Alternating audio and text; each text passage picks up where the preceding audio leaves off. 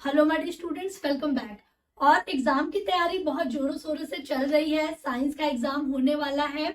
आज की इस वीडियो में मैं बहुत ही इंपॉर्टेंट टॉपिक्स पे आपसे डिस्कस करने वाली हूँ। आई नो कि your time is very precious, तो मैं बहुत कम से कम टाइम आपका लूंगी। कोशिश करूंगी कि मैं 5 मिनट के अंदर ही इस वीडियो को खत्म करूं। और आज की इस वीडियो में मैं कुछ इंपॉर्टेंट डायग्राम्स पे डिस्कस करने वाली हूँ जो कई बार ही एग्जाम में पूछे गए हैं। ओके, सो स्टार्ट करते हैं। कौन से वो इंपॉर्टेंट डायग्राम है जो आपको बनाकर जाने ही। तो स्टूडेंट, बात करते हैं जो सबसे पहला और बहुत ही इंपॉर्टेंट डायग्राम है, that is the budding in hydra. Yes, hydra में आपको बडिंग की प्रोसेस को बहुत ही अच्छे से प्रिपेयर करके जानी है, क्योंकि ये जो क्वेश्चन है, ये जो डायग्राम है, ये हर साल रिपीटेड होता है। तो आप इस डायग्राम की प्रैक्टिस बहुत ही अच्छे से करके जाइए। Okay, second one is that nutrition in amoeba. Amoeba में न्यूट्रिशन की जो प्रोसेस है, एनसीईआरटी की बुक में आपका जो डायग्राम बना हुआ है वहां से आप फॉलो कर सकते हैं। और इस डायग्राम को बहुत ही अच्छे से आपको प्रैक्टिस करनी है, न्यूट्रिशन इन अमीबा।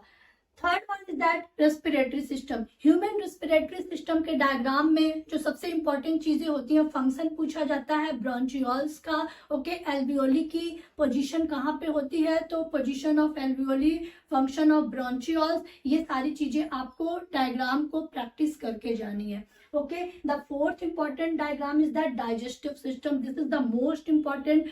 हर साल ये जो डायग्राम है ये रिपीटेड है, आपके एग्जाम में बनाकर भी दिया जाता है और कभी कभी बनाने के लिए भी आता है। विद लेबलिंग आपको इस डायग्राम की प्रैक्टिस करनी है।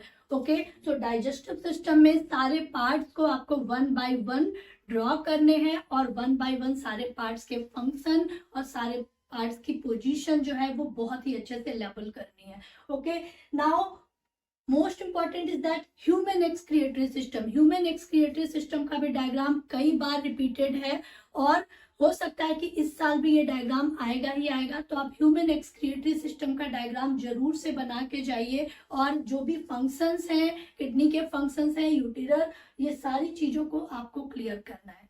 Okay, now next one is that male and female reproductive जो ऑर्गन है आपका, मेल एंड फीमेल दोनों ही रिप्रोडक्टिव ऑर्गन को आपको स्पेशली बना के जाना है।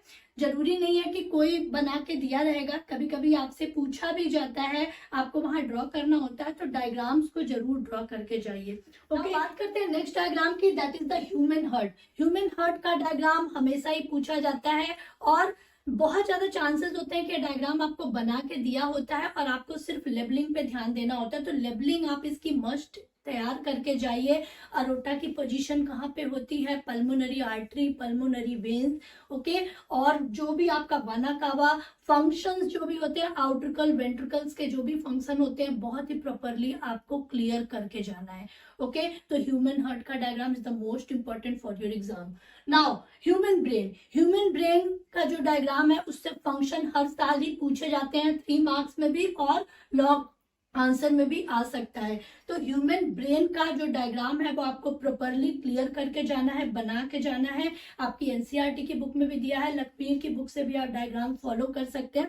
वहां पे डायग्राम बहुत ही क्लियर दिए हुए हैं और बहुत ही इजी फॉर्मेशन से बनाए गए हैं। Okay, now germination of pollen on stigma. Fertilisation का जो डायग्राम है, प्लांट्स में फर्टिलाइजेशन की प्रोसेस मोस्ट इंपॉर्टेंट, कई बार पूछा गया है, हर साल पूछा जाता है, क्वेश्चंस भी बनते हैं। तो इस डायग्राम को आपको बिल्कुल भी स्किप नहीं करना है।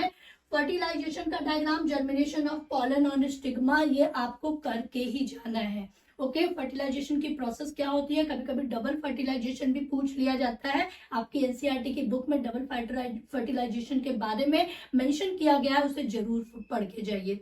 Okay, now next one is that regeneration in planaria. Planaria में रीजनरेशन की जो प्रोसेस होती है उसका डायग्राम पूछा जाता है। तो रीजनरेशन ऑफ प्लेनेरिया आपको पढ़ के जाना है।